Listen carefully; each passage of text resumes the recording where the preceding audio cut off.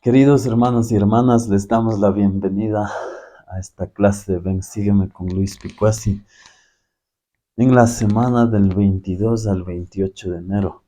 Los capítulos que vamos a estudiar esta semana es de primer Nefi, capítulo 11 al capítulo 15. El título nos dice: tenían por arma su rectitud y el poder de Dios. Entonces, en el capítulo 11 podemos ver que Nefi, habiendo escuchado relatar a su padre la visión que él tuvo, él también tiene deseos de aprender de esa visión. Así que él dice que él estaba con muchos deseos de conocer las cosas que el Señor le había mostrado a su padre. Él estaba sentado reflexionando sobre esas cosas. Entonces, una de las claves quizás de la lección que podemos aprender aquí en el versículo 1 del capítulo 11 es de escuchar con atención cuando un líder del sacerdocio quizás está en una reunión, en una capacitación o en un discurso de querer saber más. Entonces, Nefi, eso es lo que tuvo. Entonces, no quedó satisfecho, entonces él quiso saber más, estaba quizás intrigado por saber más. El Espíritu del Señor lo arrebató, dice, a una montaña alta en la que eh, le fue mostrando las cosas que él deseaba saber. Y la primera pregunta que le dices: ¿qué es lo que deseas? Le dice: bueno, deseo ver las cosas que mi padre vio.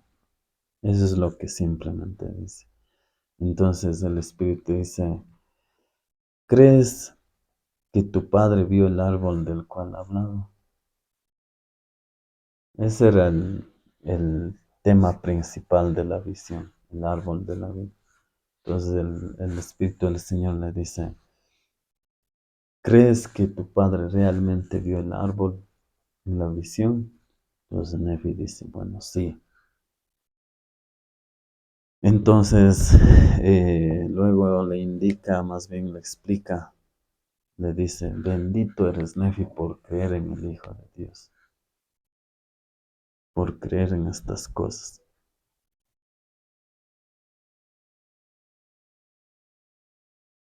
Luego, Nefi dice: bueno, yo deseo saber la interpretación de ello. O sea, él quiere saber la interpretación del árbol de la vida.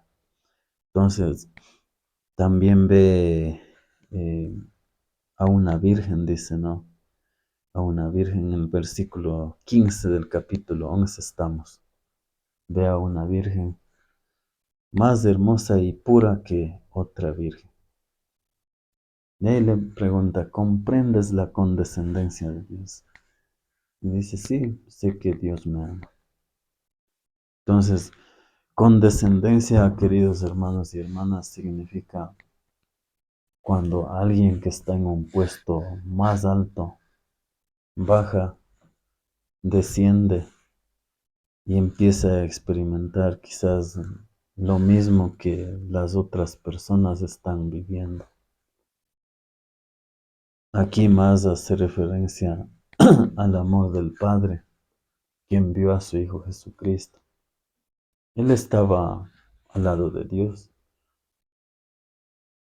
quizás disfrutando de las bendiciones, sin embargo, pero él bajó y empezó a tener experiencias así como nosotros. No en el pecado, no porque nosotros sí pecamos, sino que Jesucristo era puro, sin mancha, el Cordero de Dios mismo que estaba netamente para realizar ese postrer sacrificio, lo que llamaron los profetas, el postrer e infinito sacrificio por toda la humanidad. Entonces, lo que estamos viendo es que realmente Jesucristo condescendió del cielo, vino a la tierra a cumplir el versículo que está en Juan capítulo 3, el versículo 16, porque de tal manera amó Dios al mundo que ha dado a su Hijo unigénito para que todo aquel que en Él cree no se pierda, mas tenga vida eterna. Realmente eso es lo que el Padre hizo, envió a su Hijo amado a dar su vida en sacrificio por nosotros, a pagar el precio por nuestros pecados, a cumplir las leyes de la justicia a fin de que la misericordia se manifieste. Y la misericordia viene a causa de la expiación. Dios mismo expió nuestros pecados. Entonces, como, como mortal, ¿qué es lo que me corresponde? Es arrepentirme de todo corazón y beneficiarme del poder de la expiación de Jesucristo. Muy bien, entonces, aquí en el manual nos dice que Dios envió a Jesucristo como una expresión de su amor. Entonces, el amor de Dios es el más grande que existe. Pero quizás solo cuando vemos esa frase podemos quizás quedar más confundidos. Pero cuando yo veo una evidencia, yo me quedo más complacido.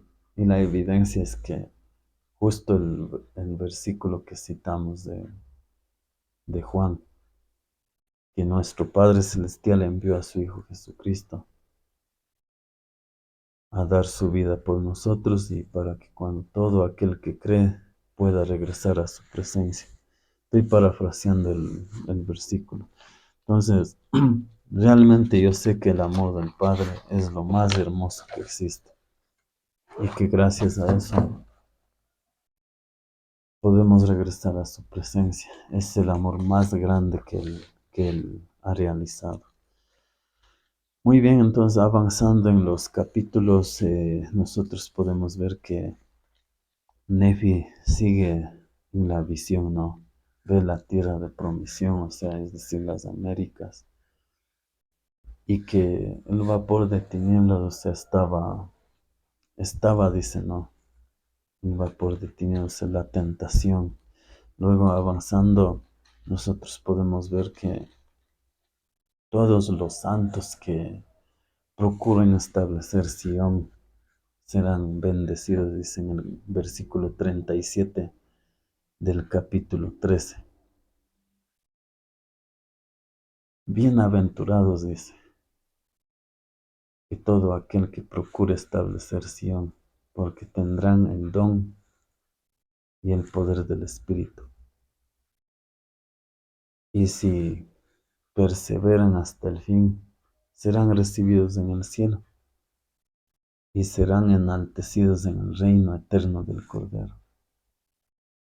Eso es lo que Esa es la promesa que en los últimos días, o sea, en estos días, todo aquel que trabaje diligentemente en su llamamiento, en su asignación, recibirá las bendiciones porque el obrero es digno de su salario. Quizás le irá bien en su trabajo, su negocio prosperará, su familia estará bien, porque el poder del Cordero estará con ellos. Entonces, avanzando, nosotros podemos ver el título de la clase.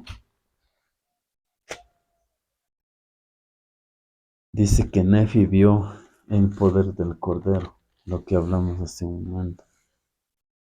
Que el poder del Cordero descendió sobre los santos de la iglesia de Jesucristo sobre el pueblo del convenio. Dice que se hallaban dispersados sobre la faz de la tierra y que tenían armas por rectitud y el poder de Dios en gran gloria. Esa es la promesa, ¿no?